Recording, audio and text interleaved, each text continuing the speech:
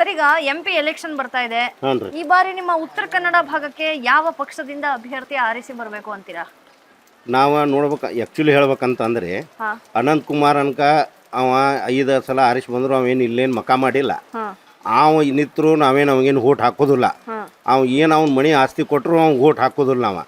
ಆದ್ರೆ ನಾವು ನರೇಂದ್ರ ಮೋದಿ ನೋಡಿ BJPಗೆ ಓಟ್ ಹಾಕ್ತಾ ಇದ್ದೇವೆ. ಹ್ಮ್ ಅವನ್ಕ ಏನು ಅಭಿವೃದ್ಧಿ ಕೆಲಸ ಮಾಡಿಲ್ಲ, ಹಿಂದೂ ಮಾಡಿಲ್ಲ, ಇನ್ನು ಮುಂದೂ ಮಾಡೋದಿಲ್ಲ. ಅವನು ಬಿಟ್ಟು ಬೇರೆದಾರು ಕೊಡಬೇಕಾಗಿತ್ತು ಇಲ್ಲಿ ನಮ್ಮ ಅಭಿಪ್ರಾಯ. ಈ ಬಾರಿಗೆ ವಿಶ್ವೇಶ್ವರ ಹೆಗಡೆ ಕಾಗೇರಿ ಅವರು ಕೊಟ್ಟಿದ್ದಾರೆ, ಏನ್ ಅನ್ಸುತ್ತೆ? ಅವ್ರು ಒಳ್ಳೇದಾರ, ಅವ್ರು ಕೆಲಸ ಮಾಡ್ತಾರೆ, ಅದು ಅವ್ರಿಗೆ ನಾವು ಹಾಕ್ತೇವೆ ಓಟ್. ಆದ್ರೆ ಮೋದಿ ನೋಡಿ ಓಟ್ ಹಾಕ್ತೇವೆ. ಸರ್ ಈ ಬಾರಿ ಕಾಂಗ್ರೆಸ್ ಪಕ್ಷದಿಂದ ಒಂದು 5 ನಿಮಿಷ ಇರಿ.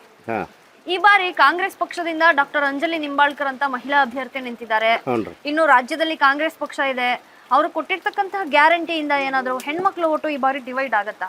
ಡಿವೈಡ್ ಹೆಣ್ಮಕ್ಳು ಓಟ್ ಏನು ಡಿವೈಡ್ ಆಗಲ್ಲ. ಯಾಕಂದ್ರೆ ನರೇಂದ್ರ ಮೋದಿ ನೋಡಿ ಯಾರು ಓಟ್ ಹಾಕೇ ಹಾಕ್ತಾರೆ. ಹಾ ಅದು ಬಿಟ್ಟರೆ ಇಲ್ಲಿ ಇವ್ರನ್ನು ನೋಡಿ ಯಾರು ಓಟ್ ಹಾಕಲ್ಲ. ಅಲ್ಲಿ ಕೇಂದ್ರದೊಳಗೆ BJP ಬರಬೇಕು, ರಾಜ್ಯದೊಳಗೆ ಕಾಂಗ್ರೆಸ್. ಅಂದ್ರೆ ಇಲ್ಲಿ ದೇಶಪಾಂಡೆ ಅವರು ನಮ್ಮಲ್ಲಿ ಅಭಿವೃದ್ಧಿ ಕೆಲಸ ಭಾಳ ಮಾಡಿದ್ದಾರೆ. ಇಲ್ಲಿ ನಾವು ಕಾಂಗ್ರೆಸ್ ಆರಿಸ್ತಾ ಇರ್ತೇವೆ. ದೇಶಪಾಂಡೆ ಅವ್ರು 2 ಸಲ ನಿಂತರು ಅವ್ರಿಗೆ ನಾವು ಓಟ್ ಹಾಕೇ ಹಾಕ್ತೇವೆ. ಯಾಕಂದ್ರೆ ಅವರು ಇಲ್ಲಿ ಅಭಿವೃದ್ಧಿ ಕೆಲಸ ಭಾಳ ಮಾಡಿದ್ದಾರೆ. ಸರ್ ಈ ಬಾರಿ ಏನ್ ಅಭಿವೃದ್ಧಿ ಬೇಕು ಅಂತೀರಾ? ಬರ್ತಕ್ಕಂತ MP ಇಂದ ಏನು ಕೆಲಸ ಬೇಕು ನಿಮ್ಮ ತಾಲೂಕಿಗೆ? ನಮ್ಮ ತಾಲೂಕಿಗೆ ಏನಿಲ್ಲ ರೀ, ಕುಡಿ ನೀರು, ಯಾರಿಗೆ ವಸತಿ ಇಲ್ಲ ವಸತಿ ವ್ಯವಸ್ಥೆ ಕೊಡಬೇಕು. ಆನಂತರ ಇದು ಫಾರೆಸ್ಟ್ ಒಳಗೆ ಅತಿಕ್ರಮಣ ಮಾಡಿದಾರೆ, ಒಕ್ಕಲು ಎಬ್ಸಾಕತ್ತಾರ, ಅದೆಲ್ಲ ನಿಲ್ಲಬೇಕು. ಕಸ್ತೂರಿ ರಂಗನ್ ವರದಿ ಅದ ಇದನ್ನು ಮಾಡಬೇಕು, ರದ್ದಾಗಬೇಕು. ಇದೇ ನಮ್ಮ ಬೇಡಿಕೆ ರೀ.